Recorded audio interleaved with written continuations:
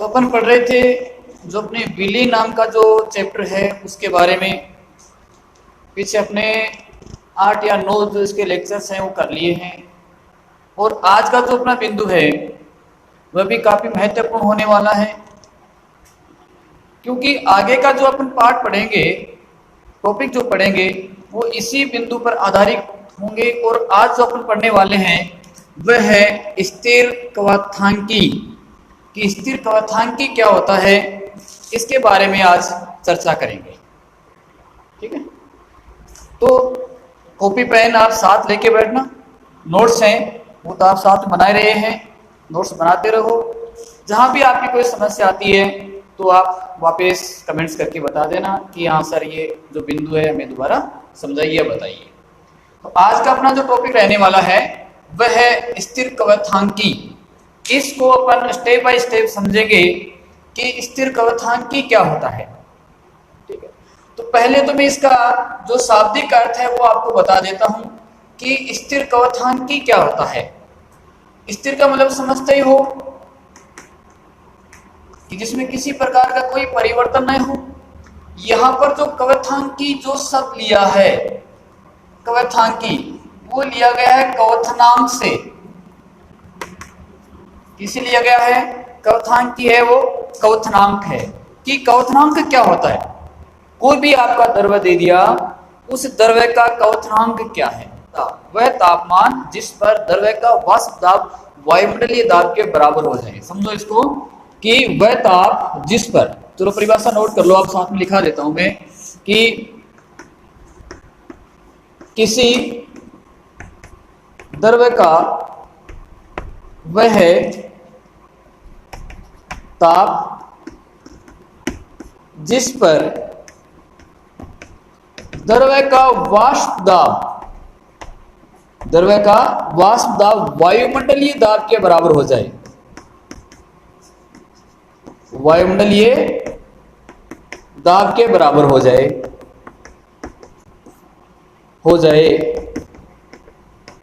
तो वो जो उसका ताप है वही उसका क्या कहलाता है? कवथनांक कहलाता है। ठीक है, यानी उस पर वो क्या हो जाएगा? उबलने लग जाता है। एग्जाम्पल के तौर पर आप देखो तो जैसे आपके पास जल है, तो जल को आपने 100 डिग्री पर सेंटीग्रेड पर इसको गर्म करते हैं तो वाष्प में रूपांतरित होता है ना। तो यहाँ पर 100 डिग्री जो है वो जब उसका टेम्परेचर हो जाएगा तो उस जल का वाष्प दाब, मतलब जैसे मान लिया यहाँ पर ये H2O है, इस लेवल पर H2O है, और यहाँ ये जो लेवल है कौन सा है? वायुमंडलीय है, वायुमंडलीय दाब है। ठीक है, अब इस जल को आपने उबालना प्रारंभ किया तो यहां तक इस वायुमंडलीय दाब तक आने के लिए आपको कितनी मेहनत करनी पड़ेगी? 100 डिग्री सेल्सियस की मेहनत करनी पड़ेगी। तो यहाँ पर 100 डिग्री सेल्सियस है, वह जल का क्या है? कवथनांक है। 100 डिग्री सेल्सियस जल का क्या है? कवथनांक है। कि इस टेम्परेचर पर आते ही जो जल था, यहाँ पर कौन सी अवस्था थी? उसकी द्रव अवस्था थी। द्रव से यहाँ पर 100 डिग्री टेम्परेचर पर किस रूप में आ गया? उसका वो वाष्प रूप में आ गया। तो इस समय यहाँ पर जो इसका वाष्प दाब है वो किसके बराबर हो गया? वायुमंडलीय दाब के बराबर हो गया। तो वो उसका क्या कहलाता है? कवथनांक कहलाता है। फिर कवथांकी क्या होता है, इस चीज को मैं यहाँ पर क्लियर करने वाला हूं कि स्थिर कवथांकी क्या होगा। आपके पास क्या है कि कोई विलयन आपको दे रखा है, विलय और विलायक का। चलो उससे पढ़ने से पहले एक बात और कह दूं आपको कि कोई भी आपका जो विलयन है, विलयन का जो वाष्प दाब होगा, विलयन का वाष्प दाब वो उसके कवथनांक के व्युत्क्रमानुपाती होता है। ये चीज आप याद रखना है कि विलयन का वाष्प दाब कवथनांक के व्युत्क्रमानुपाती होता है। विलयन का वाष्प दाब कवथनांक के व्युत्क्रमानुपाती होता है। मतलब कि जो वाष्प दाब है, वाष्प दाब अधिक है तो कवथनांक का मान क्या होगा? कम होगा। वो इसी चीज को आगे क्लियर करने वाले हैं, तो उसको पहले से मैं आपको दिमाग में बैठा देता हूं कि वाष्प दाब कवथनांक की क्या होगा? व्युत्क्रमानुपाती होगा, व्युत्क्रमानुपाती होगा। और यानी वाष्प दाब अधिक है तो क्वथनांक का मान क्या आएगा, कम आएगा। और इसका मान यदि यानी इसका मान अधिक है तो क्वथनांक कम आएगा। और वाष्प दाब यदि कम है तो क्या होगा, क्वथनांक का मान क्या होगा, अधिक होगा। क्वथनांक का मान अधिक होगा। दोनों एक दूसरे के युक्त क्रम में होते हैं। दूसरी चीज, यदि आपके पास कोई विलायक है और उस विलायक में आपने अवाष्पशील विलेय मिला दिया। क्या कहा मैंने, आपके पास कोई क्या है, विलायक है, विलायक में क्या मिला दिया, अवाष्पशील विलेय मिला दिया। तो अवाष्पशील विलेय मिलाने पर उसका जो वाष्प दाब है वो तो क्या हो जाएगा, कम हो जाएगा। वाष्प दाब तो क्या हो जाएगा, डिक्रीज हो जाएगा, कम हो जाएगा। और उसका जो क्वथनांक है वह क्या हो जाता है, इंक्रीज हो जाता है। ये चीज याद रखना कि विलायक में अवाष्पशील विलेय मिला दो, अवाष्पशील विलेय मिला दो, तो ऐसा मिलाने पर क्या होगा कि उसका जो वाष्प दाब है वह क्या हो जाएगा, कम हो जाएगा। वाष्प दाब कम होगा तो उसमें उसका क्वथनांक का मान क्या हो जाएगा, उच्च हो जाएगा। ठीक है, तो इतनी चीज आपको दिमाग में रखनी है। अब इसी चीज को लेकर मैं आगे आपको बताने वाला हूं और फिर स्थिर क्वथनांक की पर आएंगे कि ये होती क्या है वास्तव में। ठीक है, वो चीज देखिए। चलो, जैसे मेरे पास यहां पर जल है,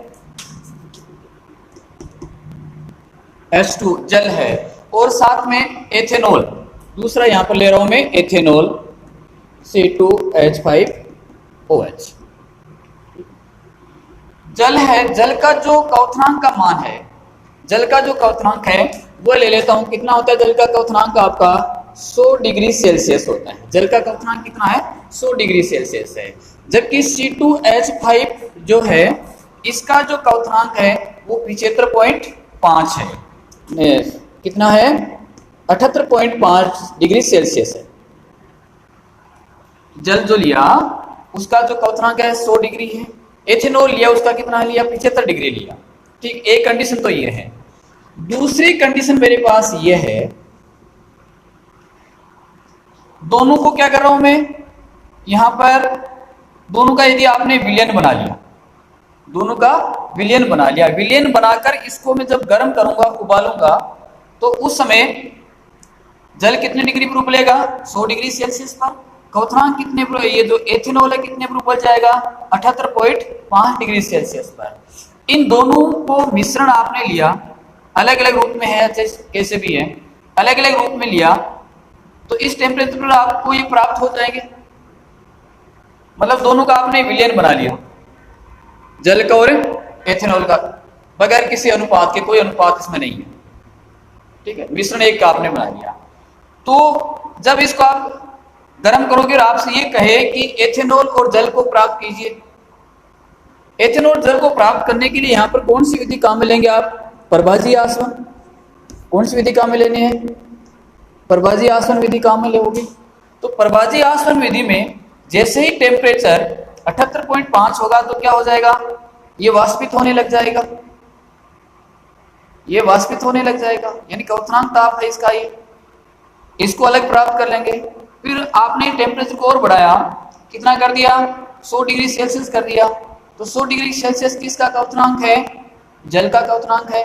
तो 100 डिग्री पर आपको जल है अलग रूप से प्राप्त कर लेंगे। ठीक है, अब मान लो कि यहां पर दूसरा विलयन और मैं ले रहा हूं, उसमें जो जल है H2O उसको मैं ले रहा हूं 4.43%, 4.43% ले रहा हूं। दूसरा जो एथेनॉल ले रहा हूं C2H5OH, इसको ले रहा हूं 95.57%। कितना है, 95.57% ले रहा हूं। मतलब कि आपका पूरा ये जो विलयन है वो आपका 100 ml का है। ठीक है, तो 100 ml में से जल कितना है, जल आपका 4.3 ml, और जो एथेनॉल है वो C2H5OH वो कितना है, वो आपका है 95.57 ml, ये चीजें। अब दोनों को एक निश्चित इस मात्रा में मैंने मिलाया, निश्चित अनुपात में मिलाया। अब मैं क्या देखता हूं कि दोनों को गर्म करने पर, उबालने पर जब टेम्परेचर का मान 78 डिग्री सेल्सियस हो जाता है, 78 डिग्री सेल्सियस हो जाता है, तो उस समय ये दोनों क्या होने लग जाते हैं, वाष्पित होने लग जाते हैं।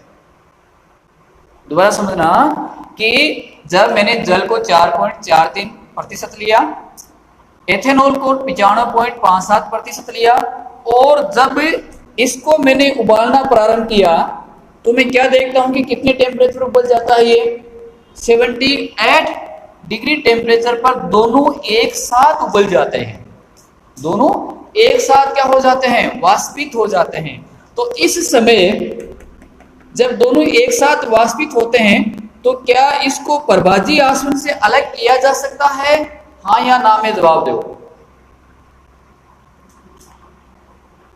इस मात्रा में लिया 78 डिग्री सेल्सियस पर दोनों एक साथ वाष्पित हो जाते हैं।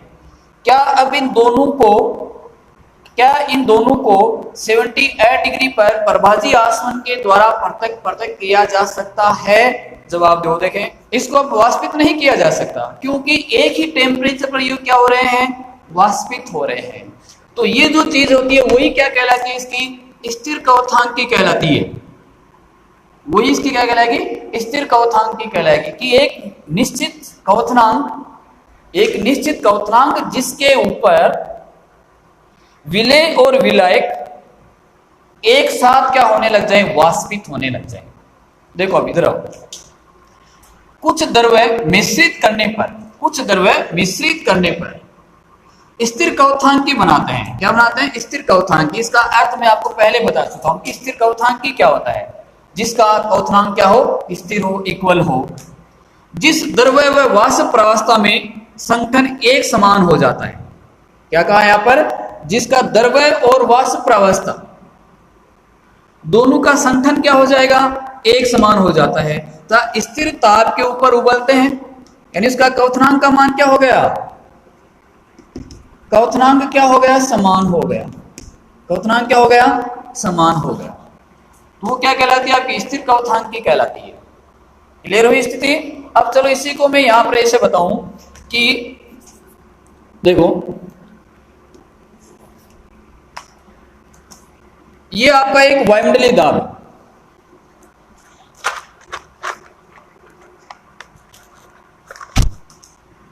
ये एक वायुमंडलीय दाब है। ये क्या है, वायुमंडलीय दाब है। इतना मान वायुमंडलीय दाब का है, ठीक, इतना दाब किसका है, वायुमंडलीय दाब का है। यहां पर मैंने लिया जल, इस लेवल पर जल लिया H2, ठीक है। इस जल को इस वायुमंडलीय दाब तक पहुंचने के लिए, इस जल को इस वायुमंडलीय दाब तक पहुंचने के लिए आपको कितनी मेहनत करनी पड़ेगी कि 100 डिग्री सेल्सियस। देखो जल है, जल का क्वथनांक कितना, 100 डिग्री है। ये मैंने क्या ले लिया, एक लेवल वायुमंडलीय दाब का ले लिया। इस वायुमंडलीय दाब पर जल को पहुंचाने के लिए क्वथनांक का मान कितना है, 100 डिग्री है। दूसरा आपका क्या लिया था, एथेनॉल लिया। अब एथेनॉल को 78.5 डिग्री सेल्सियस क्वथनांक पर इसका क्या करना है, इस लेवल तक पहुंचना है, वायुमंडलीय दाब तक पहुंचना है। तो उस स्थिति में क्या होगा कि ये जो टेम्परेचर है, वाष्प दाब है, पहले कितना, इतना था जल का, अब जो एथेनॉल है उसका किस लेवल में आएगा, इस लेवल में आ जाएगा। क्योंकि इसका क्वथनांक कितना, 78.5 डिग्री सेल्सियस है। तो वायुमंडलीय दाब पर पहुंचने के लिए आपको मेहनत कम करनी पड़ेगी, ज्यादा करनी पड़ेगी, कम मेहनत करनी पड़ेगी। यानी इतनी मेहनत आपको क्या करनी पड़ेगी, कम करनी पड़ेगी। और इस लेवल पर आ गया आपका क्या, 70 कितना है, 78.5 डिग्री सेल्सियस पर। ये क्या है, ये आपका एथेनॉल C2H5OH एथेनॉल। तो यहाँ पर आपको मेहनत कम करनी पड़ी, इस टेम्परेचर पर ये आ गया। अब देखो ये तो विलेय और विलायक है, यहाँ पर ये क्या है, देखो इसमें ये क्या है, विलेय के रूप में, ये किस में है, विलेय है, और ये क्या है, विलायक है। क्या है यहाँ पर, विलायक। अब जो विलेन का क्वथनांक आप देख रहे हो वो क्या है, वो इससे भी कम है। विलेन का जो क्वथनांक इससे भी कम है, तो इसके लिए आपको मेहनत और कम करनी पड़ेगी। तो विलेन का जो लेवल है वो कहां पर है, आपका ये वाला लेवल, ये कितना हो गया, 78 डिग्री सेल्सियस। ये क्या है, विलियन है। तो यहां पर क्या देख रहे हो आप कि जैसे जैसे इनका और इनका अलग अलग टेम्परेचर था, तो क्वथनांक का मान इसमें अलग अलग है, वाष्पन की दर अलग अलग थी। अब जब दोनों का मिश्रण एक निश्चित अनुपात में मिला लिया, तो यहां पर क्या हो गया, इसका जो वाष्प दाब है, क्वथनांक का मान क्या हो गया, और कम हो गया, और वाष्प दाब का मान क्या हो गया, अधिक हो गया। इसका वाष्प दाब क्या है, अधिक है। तो यहां पर क्या चीज निकलकर सामने आती है कि विलेन का वाष्प दाब, विलेन का जो वाष्प दाब है इन दोनों की बजाय क्या होगा, अधिक होगा। विलेन का वाष्प दाब अधिक होगा। तो ये अपन ने किस में किया था, पीछे वाला जो अपना वीडियो था जिसमें विलेय, विलायक और विलेन के जो अंतराणिक आबंध कण है उसके आधार पर हमने इसको पढ़ा था कि जब विलेन का वाष्प दाब अधिक हो जाता है, विलेन का वाष्प दाब अधिक हो जाता है, तो उस समय ये एक प्रकार का विचलन दर्शा रहा था। उस विचलन का क्या नाम दिया था, याद हो तो, राउल्ट के नियम में धनात्मक विचलन कहा था इसको। क्या कहा था, राउल्ट के नियम में धनात्मक विचलन।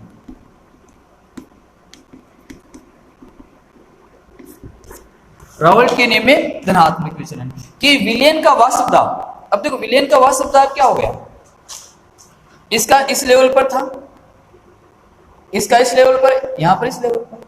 तो जैसे जैसे ये लेवल देखो ऊपर हुआ, इसका मतलब क्या हुआ कि इतना वाष्प दाब है वो क्या है, क्वथनांक का मान इसमें क्या होगा, उतना कम हो गया। आपको 78.5 मेहनत करनी पड़ेगी, यहाँ पर 78% जो 78 डिग्री सेल्सियस है उतनी मेहनत करनी पड़ेगी।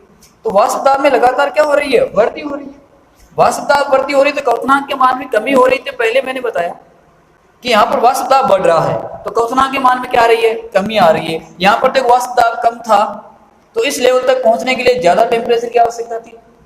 यहाँ पर वाष्प दाब उससे थोड़ा ज्यादा था, उससे थोड़ा ज्यादा था, तो वायुमंडलीय दाब तक पहुंचने के लिए आपको कितना करना पड़ा, 78.5 डिग्री सेल्सियस तक गर्म करना पड़ा। अब विलेन जो बना, यहाँ पर विलेन जो बना उसका वाष्प दाब क्या हो गया, वाष्प दाब क्या हो गया, और अधिक हो गया, जिसे क्वथनांक का मान क्या हो गया, और कम हो गया। तो इस समय यहाँ का जो विचलन ये दर्शाता है वह विचलन कौन सा आता है, राउल्ट के नियम में धनात्मक प्रकार का विचलन आता है।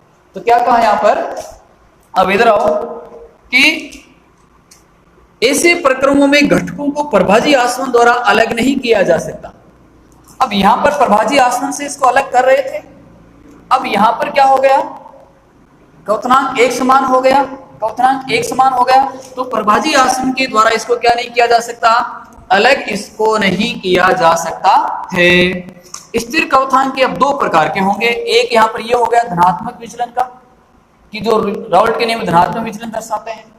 अब दूसरा कौन सा होता, उसका न्यूनतम का, कि न्यूनतम क्वथनांक की स्थिर क्वथनांक की और अधिकतम क्वथनांक की स्थिर क्वथनांक की। न्यूनतम का मतलब यहां पर क्या है, इसी को समझो कि जो विलेन बना उस विलेन का क्वथनांक, उस विलेन का क्वथनांक विलेय और विलय के क्वथनांक से भी कम हो जाए। देखो यहां पर पहला प्रकार कौन सा, स्थिर क्वथनांक की कितने प्रकार की, दो प्रकार की। पहली है न्यूनतम क्वथनांक की स्थिर क्वथनांक की, न्यूनतम क्वथनांक की स्थिर क्वथनांक की। इसका मतलब न्यूनतम यानी कम है क्वथनांक, क्वथनांक कम है किसका, स्थिर क्वथनांक की से। अलग अलग इसका जो क्वथनांक ये था दोनों को साथ मिला तो क्वथनांक यहाँ पर 78.5 न्यूनतम है इसका एथेनॉल का, उससे भी कम किसका है, इस विलयन का है। तो वो कौन सा कहलाता है आपका, न्यूनतम स्थिर क्वथनांकी कहलाता है। चलो इसको मैं आगे दोबारा बताता हूं, इतनी चीज है उसको नोट करो आप।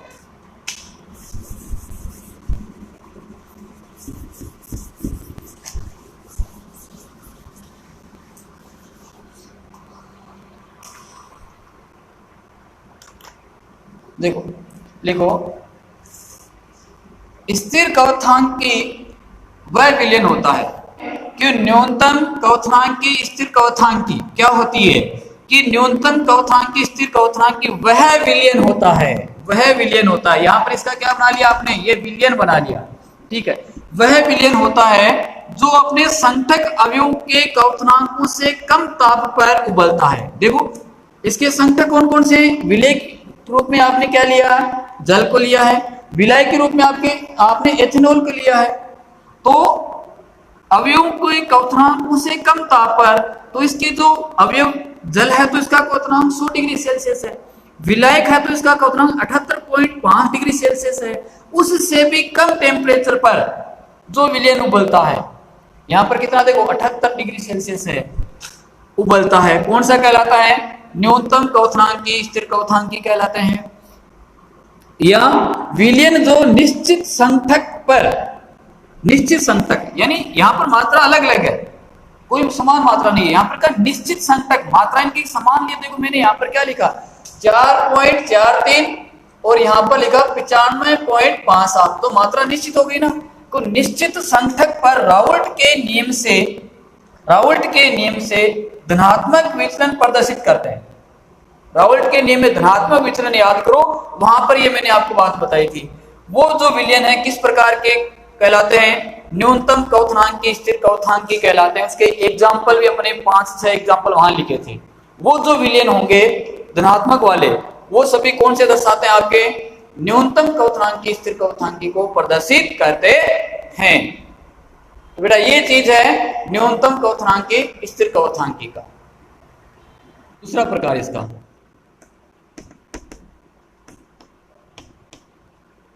अधिकतम क्वथनांकी स्थिर क्वथनांकी, स्थिर क्वथनांकी ये क्या, तो इसी को भी यहां पे एक एग्जांपल के द्वारा ले लेते हैं, ठीक है। फिर इसको समझाता हूं आगे। देखो आपके पास वही एक तो क्या है, जल है, H2 है, दूसरा जैसे ले लेते हैं इसमें HNO3 नाइट्रिक अम्ल है, ठीक है। तो यहाँ पर जल का आपको पता है क्वथनांक कितना 100 डिग्री सेल्सियस, और HNO3 है इसका क्वथनांक है 86 डिग्री सेल्सियस। क्वथनांक कितना 86 डिग्री सेल्सियस, मतलब कि वही कि ये कितने टेम्परेचर उबलेगा, 100 डिग्री पर उबलेगा, यानी वाष्प दाब के वायुमंडलीय दाब के बराबर पहुंचने के लिए टेम्परेचर कितना चाहिए, इसको 100 डिग्री चाहिए, और इसको वायुमंडलीय दाब तक पहुंचने के लिए टेम्परेचर कितना चाहिए, 36 चाहिए, ठीक है। अब दोनों का विलयन आपका बन गया, यहाँ पर दोनों का विलयन बना लेते हैं। विलयन जब हम बनाए तो उसमें जो HNO3 की मात्रा है, यहाँ पर जो HNO3 है उसको ले लेते हैं 68%, और जो H2O है, H2O इसको ले लेते हैं 32%। दोनों का विलयन होगा। अब यहां पर क्या देखते हैं कि जो विलयन यहां दोनों का प्राप्त हुआ, ये विलयन इसका दोनों का जो प्राप्त हुआ, वो विलयन अब आपका इसका जो क्वथनांक आता है वह 120.5 डिग्री सेल्सियस आता है। कितना आ रहा है वो क्वथनांक 120.5 डिग्री सेल्सियस आ रहा है।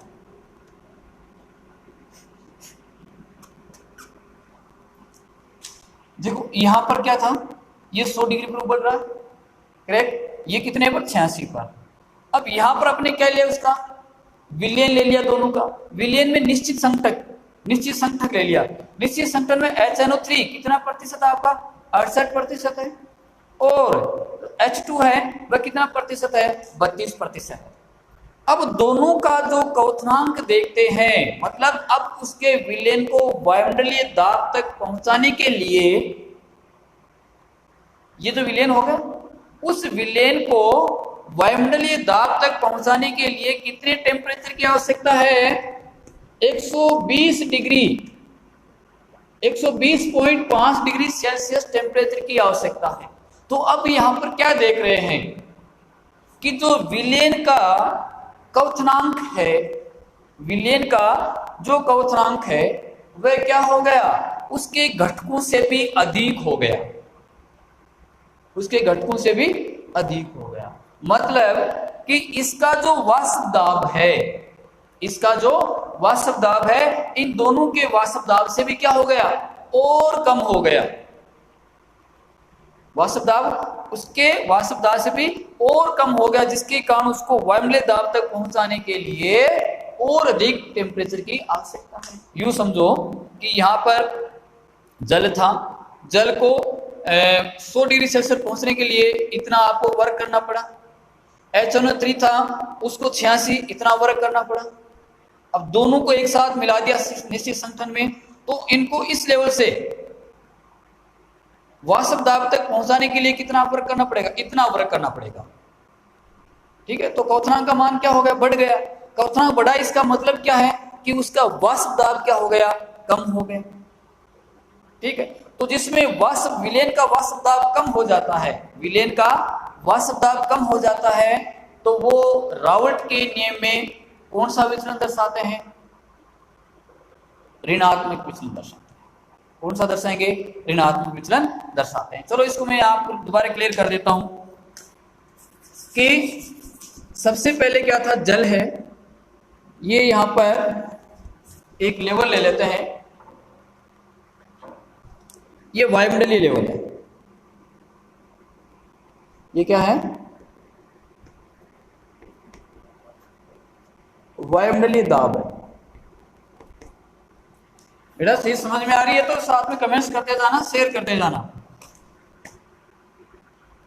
यहां पर आपका जल है, ये जल H2 जल है। जल को इस वायुमंडलीय दाब तक यहां तक पहुंचाने के लिए कितना वर्क करना पड़ा? 100 डिग्री सेल्सियस वर्क करना पड़ा। करेक्ट। HNO3 है, HNO3 को इस वायुमंडलीय दाब तक पहुंचाने के लिए कितना? 86 डिग्री सेल्सियस। इसका मतलब क्या हुआ? आपको वर्क कम करना पड़ेगा, ज्यादा करना पड़ेगा? कम करना पड़ेगा। उसका वर्क है कम करना पड़ेगा। मतलब इस लेवल पर ही आपका ये क्या आ जाएगा? वायुमंडलीय दाब पर आ जाएगा। यहां पर क्या है? HNO3 है, ये कितना है? 86 डिग्री सेल्सियस। यहां पर जल किस रूप में ले रहे हैं? विलेय के रूप में ले रहे हैं। किस रूप में है? विलेय के रूप में है। HNO3 किस रूप में है? विलय के रूप में है। ठीक है, अब दोनों का आपने क्या बनाया? दोनों का विलयन बनाया, दोनों का विलयन बनाया। तो विलयन बनाने पर जो इसका मान प्राप्त हो रहा है वो कितना आ रहा है? 120.5। तो 120.5 जब आएगा तो इसका वायुमंडलीय दाब, यानी यहां पर कम अधिक हो रहा था वायुमंडलीय दाब, अब जब वो 120 के ऊपर उबलता है, कितने पर उबल रहा है? 120 पर। तो इसके लिए आपको क्या करना पड़ेगा? वायुमंडलीय दाब उसका क्या हो गया? इस लेवल तक पहुंचाने के लिए आपको ये लेवल कहां आएगा? उसके जल के लेवल से भी कहां जाएगा? नीचे आ जाएगा, कि आपको और अधिक ज्यादा मेहनत इसमें करनी पड़ेगी। अब ये कितना है? 120.5 डिग्री सेल्सियस। ये क्या बन गया आपका? यहां पर विलयन बन गया। क्या बन गया? विलयन। अब विलयन का जो वाष्प दाब है, विलयन का वाष्प दाब, इनके वाष्प दाब से भी क्या हो गया? कम हो गया। यहां पर विलयन का वाष्प दाब क्या हो गया? कम हो गया। वाष्प दाब कम हो गया। कम वाष्प दाब हुआ तो आपके क्वथनांक का मान बढ़ गया, क्योंकि वायुमंडलीय दाब तक पहुंचने के लिए आपको और अधिक मेहनत करनी पड़ेगी। तो आपको याद हो तो इस प्रकार का जो किसमें आया था, इस प्रकार की स्थिति किसमें बनी थी? राउल्ट के नियम में ऋणात्मक जो विचलन था उसके मान में ये स्थिति बनी थी। किसमें बनी थी? राउल्ट नियम में ऋणात्मक विचलन में। वहां पर क्या था कि विलयन का वाष्प दाब कम था। विलयन का वाष्प दाब कम था। किससे? विलय और विलायक के वाष्प दाब से। ठीक है, तो ये दूसरी प्रकार की क्वथनांकी कौन सी होगी? अधिकतम क्वथनांकी स्थिर क्वथनांकी की जो विलयन है उस विलयन का क्वथनांक विलय और विलय के क्वथनांक से भी क्या हो जाता है? अधिक हो जाता है, उच्च हो जाता है। तब वो क्या कहलाएगा? आपका अधिकतम क्वथनांकी स्थिर क्वथनांकी कहलाता है। चलो इसकी नोट कर देता हूं परिभाषा, वो नोट करो। अधिकतम क्वथनांकी स्थिर क्वथी कहलाते हैं।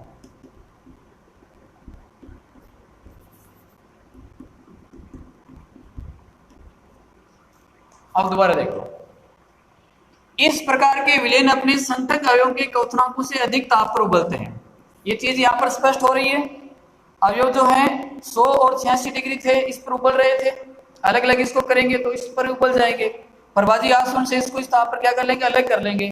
जब दोनों का निश्चित संठक कर दिया, निश्चित संठक कर दिया, निश्चित अनुपात कर दिया, अब इसको उबालेंगे तो उसका जो टेम्परेचर है, क्वथनांक बिंदु है, इन दोनों से भी क्या हो जाएगा?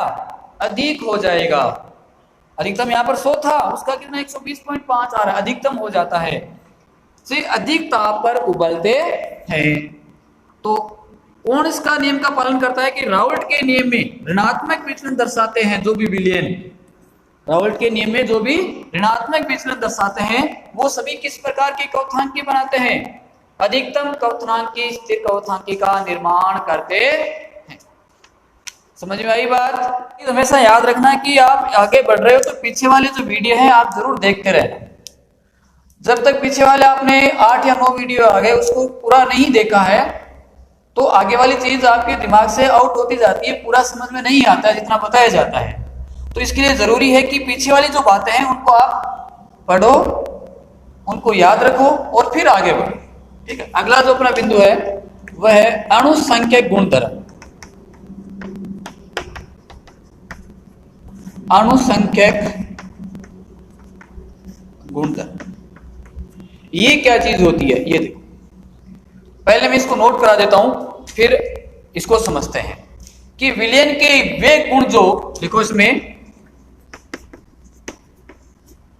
विलयन के वे गुण जो विलय कणु जो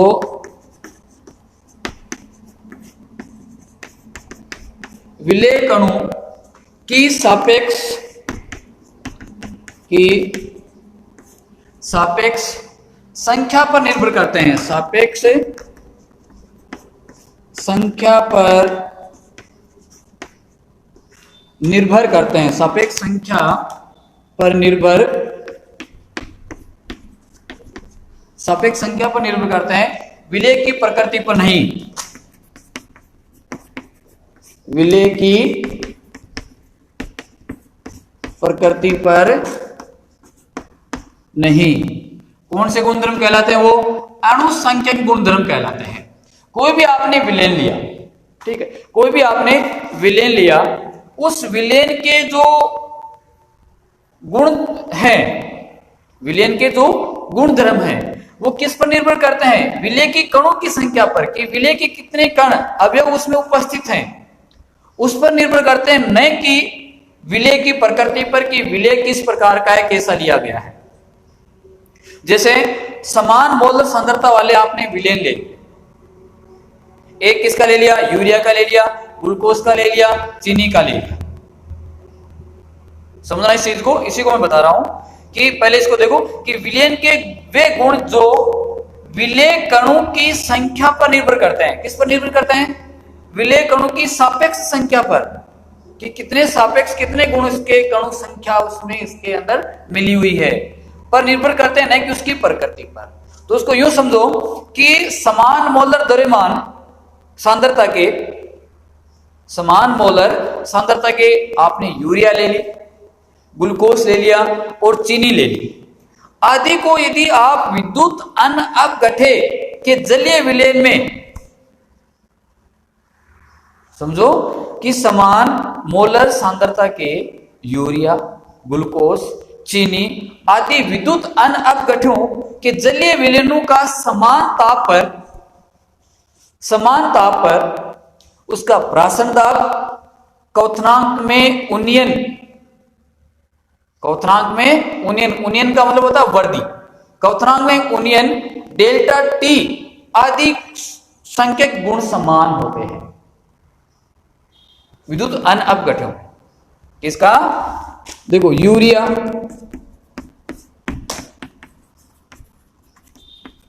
ग्लूकोज, चीनी, इसको आपने किसके अंदर घोला है? विद्युत अन अपघट्य विलयन में। किसके अंदर डाला इसको? विद्युत अन अपघट्य विलयन के अंदर इसको आपने डाला है। तो विलयनों के समान ताप पर इसका जो विलयन है उनका टेम्परेचर क्या होना चाहिए? समान ताप पर। समान ताप पर इसका प्राशन दाब P, क्वथनांक में उन्नयन डेल्टा T आदि गुण क्या होते हैं? संख्यक गुण समान होते हैं। सभी गुण क्या होंगे? समान होंगे। अब यही मान लो इन्हीं सांद्रताओं का, समान मोलर सांद्रताओं का आपने विलयन क्या ले लिया? यूरिया का ले लिया, कैल्शियम क्लोराइड का ले लिया और सोडियम फास्फेट का ले लिया। इनको यदि जलीय विलयन को यदि किसी विद्युत अपघट्य के अंदर घोलते हो, किसके अंदर? विद्युत अपघट्य के अंदर घोलते हो, तो उस समय उसके क्या बन जाएंगे? आयन बन जाएंगे, वियोजित हो जाएंगे। तो उस समय अणुसंख्यक जो गुण उत्पन्न करने में अणु की भांति ये अलग अलग रूप से व्यवहार करते हैं। समझना चीज को दोबारा है कि इनको आपने किसके अंदर घोला? विद्युत अपघट्य के अंदर घोला है, विद्युत अन अपघट्य में घोला। अन अपघट्य को होने समान ताप के ऊपर इनके सभी गुण जो होंगे क्या होंगे? समान प्रकार से होंगे। अब यही आपके पास क्या है? यूरिया है, CaCl2 है, Na2PO4 है। इसको आपने अब किसके अंदर घोल दिया? विद्युत अपघट्य में घोला। विद्युत अपघट्य में घोला तो विद्युत अपघट्य में इसके क्या बन जाएंगे? आयन बन जाएंगे। अब ये जो आयन बनते हैं वो भी किसका कार्य करते हैं? इसके अणुसंख्यक गुण की तरह कार्य करते हैं। ठीक है, तो कहने का मतलब यह है कि उनकी जो विलय कणों की संख्या क्या है? यहां पर अपघटित नहीं होते हैं, यहां पर अपघटित नहीं होते हैं। यहां पर क्या हो रहे हैं? वो अपघटित हो रहे हैं, अपने आयनों में टूट रहे हैं, तो इसके समान व्यवहार करेंगे। ठीक है, तो ये परिभाषा इसकी आप याद रखना। अब वो कौन कौन से गुणधर्म है जो अणुसंख्यक गुणधर्म दर्शाते हैं? वो क्या क्या है जो अणुसंख्यक गुणधर्म दर्शाते हैं? तो इसमें 4 बिंदु मुख्यतः हैं जो अणुसंख्यक गुणधर्मों को दर्शाते हैं। पहला है वाष्प दाब का अपेक्षित अवनमन। अगला इसमें कि विलयन के वो गुणधर्म लिखो। विलयन सामान्यतः निम्न 4 गुणधर्मों जो हैं वो अणुसंख्यक गुणधर्म दर्शाते हैं। देखो यहां पर कि विलयन के निम्न 4 जो मान हैं वो अणुसंख्यक गुणधर्म दर्शाते हैं। विलयन के निम्न 4 मान अणुसंख्यक गुणधर्म दर्शाते हैं। तो इसमें पहला आपको मिलेगा, पहला कौन सा है, वाष्प दाब का अपेक्षित अवनमन। जो पहले वाले वीडियो में आपको बता चुका हूं कि वाष्प दाब का अपेक्षित अवनमन क्या होता है। वाष्प दाब का अपेक्षित अवनमन, अवनमन का मतलब क्या बताया था, कमी का होना। दूसरा इसका जो गुणधर्म है वह क्वथनांक का उन्नयन, क्वथनांक का उन्नयन, उन्नयन का मतलब होता है क्वथनांक में वृद्धि होना। दूसरा है हिमांक में अवनमन,